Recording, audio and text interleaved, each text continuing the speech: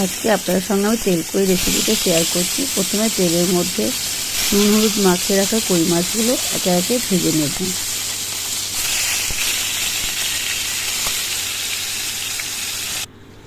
মাছগুলো ভাজা হয়ে গেল। এবার ওই তেলের মধ্যে একটু কালো জিরে ফোড়ন দিলাম। তারপর তাতে আমি দিলাম আদা বাটা, আর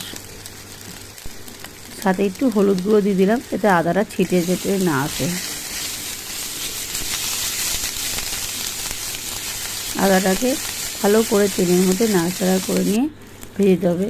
আদাটা ভাজা হয়ে গেলে তার মধ্যে আমি এবার জিরে আর শুকনো লঙ্কা বাটাটা 1 চামচ আর 1 চামচের হাফ চামচের থেকেও কম খানিকটা দিলাম। দিয়ে এবার এই মশলাটাকেও তেলের মধ্যে ভালোভাবে ভাজতে হবে। জিরেটা সিলে বাটা হলে ভালো হয়, সিলে বাটা হলেই টেস্টটা ভালো হয়। এবার তাতে আমি টমেটো পেস্টটা দিয়ে দিলাম। এবার টমেটোটা এর সাথে ভালো করে ভেজে নিতে হবে।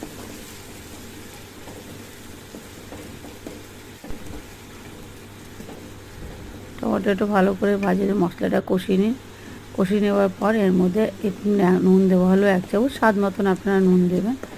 এরপর এতে আমি একটুখানি জল দিয়ে মাছটাকে ভাজতে হবে।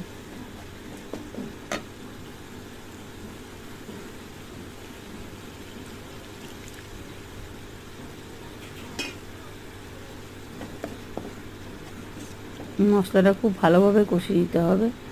ঢেকে রাখলে তেলটা ভালো ছাড়ে। এবার যে তেলটা ছাড়লে তার মধ্যে আমরা ভেজে রাখা কই মাছগুলো এক এক করে দিয়ে দেবো।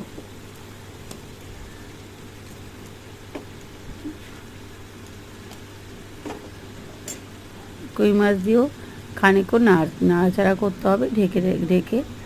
তারপর তাতে জল দিয়ে, সামান্য জল দিয়ে যে যতটা খাবেন, মাখামাখাই এটা হয়, দিয়ে ভালো করে রান্না করে ফোটাতে হবে।